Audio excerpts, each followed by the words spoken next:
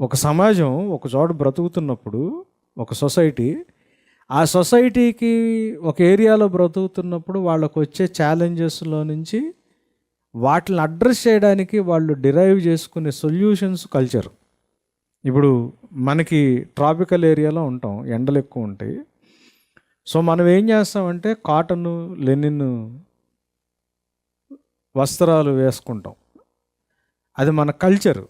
అంటే ఇంతకుముందు జుబ్బా వేసుకునేవాళ్ళు, లాల్చీ వేసుకునేవాళ్ళు, పంచె కట్టుకునేవాళ్ళు, లుంగీ ఎందుకు వచ్చింది అనుకుంటున్నారు? ఇవన్నీ శారీస్, ఈ ఈ ఈ విధానం కూడా దేనికి వచ్చింది అని ఇవన్నీ కల్చర్ అంటారు. కల్చర్ అంటే అర్థం ఏంటంటే ఇక్కడున్న ప్రదేశాలు. ఇప్పుడు మనకి ఇక్కడ వేడి ఎక్కువ కాబట్టి మనం రైస్ స్టేపుల్ ఫుడ్లోకి వచ్చింది, బియ్యం తింటాం.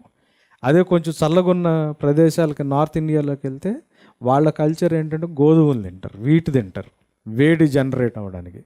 మీరు యూరోపియన్ కంట్రీస్, కోల్డ్ కంట్రీస్లోకి వెళ్తే వాళ్ళు ఉలెన్ డ్రెస్సెస్ వేసుకుని, కోటు, 3 పీస్ సూట్ ఎందుకు వేసుకుంటారంటే చలి నుంచి కాపాడుకోవడానికి.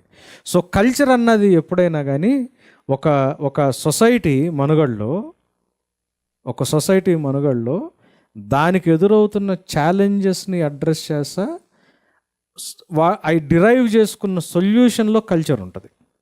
So culture is nothing but the solution that is derived. So culture చెడ్డది కాదు, సంస్కృతి చెడ్డది కాదు,